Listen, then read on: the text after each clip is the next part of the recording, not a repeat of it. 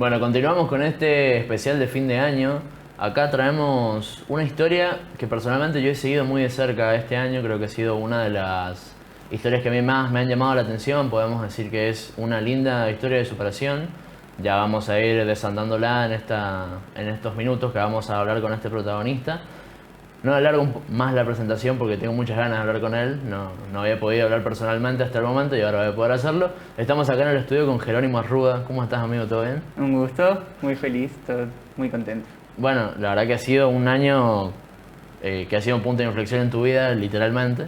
Vamos a hablar un poquito desde el principio hasta tu actualidad, cómo ha ido cambiando esta situación en tu vida. Porque a mí algo que me llamó mucho la atención es en los lapsos cortos que se ha ido dando tanto lo complejo, lo bueno, esos cambios positivos, todo se ha dado en un periodo muy corto de tiempo. Porque a vos te sucedió cumplir 18 años y en cuestión de un mes, vos cumplís, si no me equivoco, en junio y en julio ya empezaste a sentir algunos síntomas de lo que iba a ser tu diagnóstico después. Contame cómo lo percibiste vos en primera persona esa situación. La verdad que es complicado, se torna complicado hasta el día de hoy, porque uno no termina de caer sobre todo lo que vivió, justamente por eso que vos decías, por los cortos lapsos de tiempo que hubo entre tantas cosas, entre mi estado anterior, en el estado luego enfermo y luego en la recuperación. Fue todo en muy poco tiempo, entonces no paraban de venir noticias malas, luego eran noticias buenas y así era de una montaña rusa básicamente. Entonces no te dejaba directamente aceptar un poco lo que estaba pasando. ¿Cuáles eran esos primeros síntomas que vos sentís en tu cuerpo que te llaman la atención, que decís, che, esto no es normal, algo me está pasando? El primer síntoma con el que arranca todo es con una insuficiencia respiratoria, básicamente. Me había costado dormir un poco la noche anterior y ya me resultó raro. A la noche siguiente me vuelve a costar dormir un poco más por el tema de la falta de aire y ahí nos empezamos a preocupar con mi familia. Luego de varios diagnósticos equivocados, también un poco por el hecho de no saber qué tenía, fueron derivando en distintos estudios que fueron ayudando a que podamos descubrir esta insuficiencia cardíaca. Luego comenzaron los dolores de panza, que no sabíamos qué era tampoco. Pero no pensabas que estaba relacionado para una cosa con la nada. otra. En ningún momento lo relacionábamos con el corazón, hasta que luego de una tomografía nos dimos cuenta que bueno, tenía el corazón agrandado, entonces podía ser que se debiera a eso, y con el diario del lunes sabíamos que todos los problemas en realidad que había tenido eran ocasionados por el corazón. Ese agrandamiento del corazón, por decirlo así, es la llamada miocarditis. Claro. Eso es lo que vos tenías y no sabías. ¿Cómo fueron esos primeros pasos por los médicos? Porque como decimos, pasó todo casi, no de un día para el otro literal, pero en cuestión de semanas. Vos pasaste de tener estos síntomas que comentabas a directamente, si no me equivoco, pasar a la unidad coronaria del Hospital Rawson. Claro. Al no saber de qué se trataba todo esto, también era tomarlo con mucha liviandad. Entonces era un poco no aceptar realmente la gravedad del asunto. Estuvimos en unidad coronaria internado 12 días, si mal no recuerdo, o 13, pero al fin y al cabo me terminaron dando el alta, con medicamentos obviamente para tratar la insuficiencia cardíaca, pero siempre pensando en que todo iba a ir para mejor y que todo en algún momento iba a volver a la normalidad. Claro. ¿Y cómo fueron esos días en que te dieron el alta, que vos estabas quizás tratando de hacer tu vida normal y tuviste que volver quizás en un tiempo más precipitado de lo que esperaban los médicos, quizás? Cuando me dieron el alta, bueno, felicidad obviamente, el hecho de pensar de que todo va encarando para mejor. Claro. Ya en casa ya nos dimos cuenta de que no venía del todo bien la cosa, porque uno se da cuenta cuando se va sintiendo mejor justamente y, claro, no estaba haciendo el caso. Entonces sabíamos que no iba evolucionando del todo bien el tema y nada, obviamente acompañado de estudios, de la medicación correspondiente, todo, pero no veíamos realmente una mejoría notoria. Claro. Y luego en la segunda internación ya es cuando se confirma el hecho de que la única solución era el trasplante. Justamente de eso te iba a preguntar, ¿cómo es el momento en que les dan esa confirmación, que yo entiendo que debe ser quizás el momento más duro de ese momento, que decir, la única solución que vos tenés a ese problema es un trasplante de corazón, que uno asume que es el órgano más complicado de conseguir por obvios motivos. ¿Cómo se recibe esa noticia? Entiendo que ustedes han recibido un montón de apoyo de un montón de gente, se había movilizado la provincia, no solo con el tema en su momento cuando necesitaban asistencia económica para cubrir temas de internación y nada más, sino en temas de cadenas de oración, de mensajes de apoyo, todo eso. ¿Cómo fueron las dos caras de la moneda? El tema de recibir esa noticia que te golpea, pero ver que tanta gente te está bancando. ¿Cómo se vive eso? En el momento durísimo, obviamente, porque uno lo viene sospechando, pero es realmente chocante cuando viene un doctor a informártelo, Claro. cuando viene verdaderamente el golpe. Los primeros días fueron muy duros, porque era un tema de no poder creerlo, que realmente la única solución sea esa, pero nada, como vos dijiste, con el paso del tiempo se fue difundiendo y cada vez eran más los mensajes de apoyo, más la ayuda, más la gente que estaba rezando y al fin y al cabo termina llegando y nada, transmite una tranquilidad, una paz que en esos momentos de tanta desesperación la verdad que son de mucha utilidad. ¿En qué momento de tu vida te agarró esta noticia, este diagnóstico?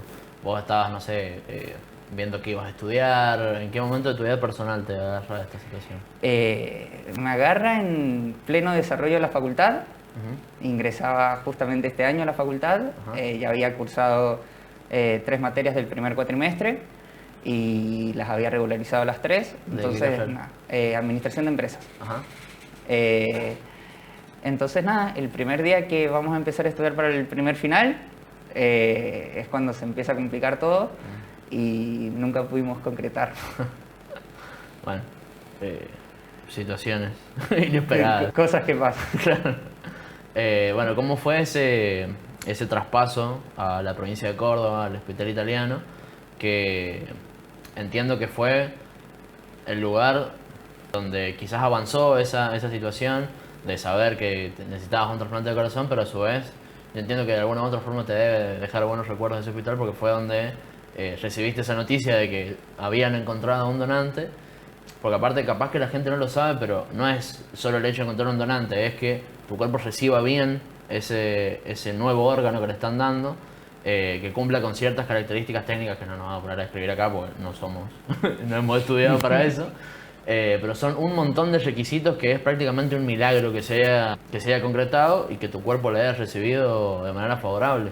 ¿Cómo fue ese momento? Ya hemos hablado de la parte negativa, ya pasemos a la parte positiva. Cuando ya supiste que había un corazón esperando para que te lo trasplanten, ¿cómo fue esa noticia?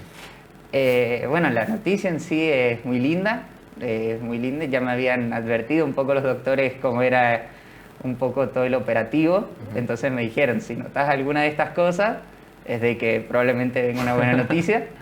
Entonces, nada, las empezamos a notar de a poquito y al ratito me vinieron a hablar los doctores y me lo confirmaron. Entonces, nada, mucha emoción obviamente. Luego se lo informaron a mis padres y los dejaron pasar para estar conmigo.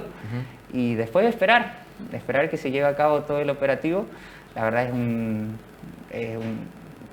lío grande. Sí, me imagino. Mucha gente teniéndose que poner de acuerdo y son muchas cosas las que tienen que coincidir. Sin embargo, por suerte se dio todo bien. Claro, porque vos lo comentás así al pasar por ahí. Es importante que comentar que vos en ese momento estabas inmunosuprimido, entonces no estabas en contacto con tus papás todo el tiempo. Eran en ciertos periodos que vos los podías ver, no era que te estaban acompañando 24/7 Claro. ahí en la habitación. El hecho de no tener el apoyo ahí todo el tiempo debe ser en algunos muy momentos complejo. se tornaba un poco complicado, pero bueno, nada, ellos trataban de estar lo máximo posible siempre y cuando los doctores lo permitieran. Claro. ¿Qué sentías vos físicamente antes de enterarte que ibas a recibir un corazón, que había un corazón para vos? ¿Y cómo te empezaste a sentir después? ¿Cómo es ese cambio? ¿Tema salud o...? Claro, vos, ¿qué sentías a nivel de síntomas, digamos, en tu cuerpo? ¿Sentías, no sé, dolores cuando estabas internado? ¿Empezaste a sentir el dolor alguna vez que ya había sido trasplantado y lo te estabas recuperando? ¿Cómo, me interesa saber eso a nivel persona, cómo se siente? Antes del trasplante sí era notoria la falta de fuerza. Era mucha falta de fuerza a la hora de sentarme en la cama, por ejemplo. Un poco el tema de dormir resultaba un poco complicado. Y más que nada el tema de la fuerza. Me costaba comer por el tema de la insuficiencia en sí. El hígado y el riñón no, pero el hígado funcionaba mal, entonces comía poca comida y lo poco que comía a veces no lo digería bien. Entonces la verdad que era complicado y bastante estresante. Y luego del trasplante fueron 3 días básicamente, que fueron no solo que muy sensibles, sino que los más fuertes a nivel de síntomas. Claro. Al tener tantas cosas conectadas, al tener que tomar poco líquido, comer solo gelatina, por ejemplo, era más difícil, pero con el paso de los días se fue normalizando todo muchísimo. Un momento muy, muy lindo que por lo menos a mí me generó emoción, que parte de esta recuperación cuando ya te habían trasplantado y sabíamos que había salido bien, fue cuando tu papá nos comentó que te habían permitido dar un pequeño paseo ahí por el hospital cuando ya empezaste a caminar de a poquito. ¿Cómo lo viviste vos?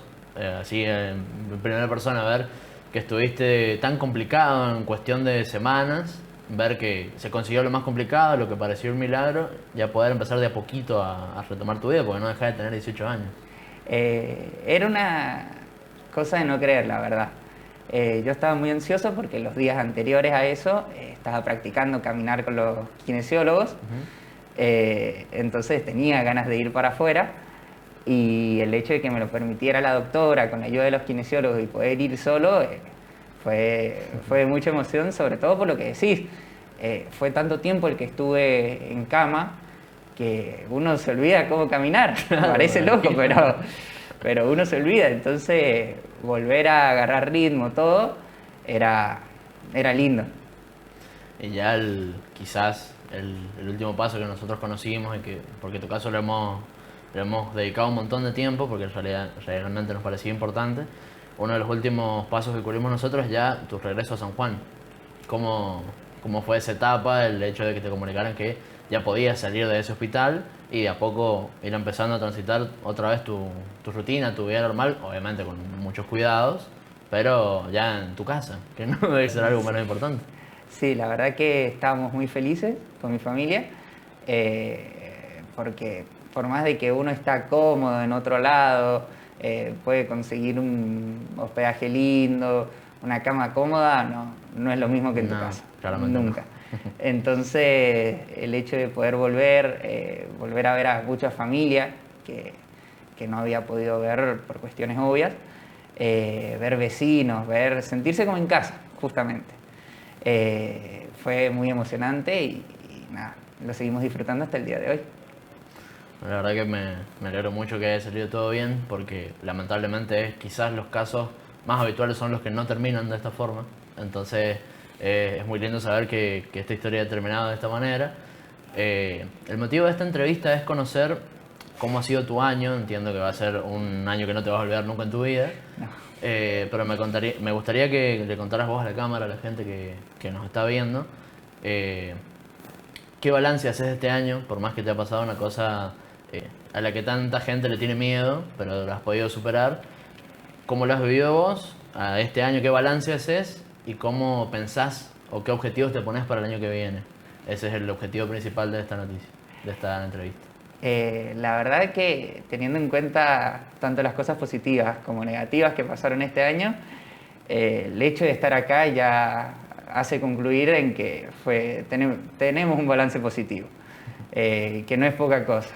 Entonces, nada, uno se propone siempre aspirar a más, tanto en lo personal como en lo familiar, siempre tratar de estar bien, darle prioridad a la salud, que no es poca cosa, y disfrutar sobre todo, disfrutar eso que habíamos perdido este tiempo y que ahora tenemos tiempo para recuperar.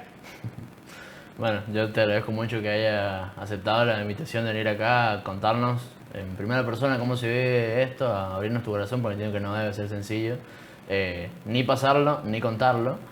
Así que nada, te agradezco mucho y ojalá que este proceso de recuperación y demás siga por el buen camino que va. No, muchísimas gracias a vos y al resto de los chicos por el espacio.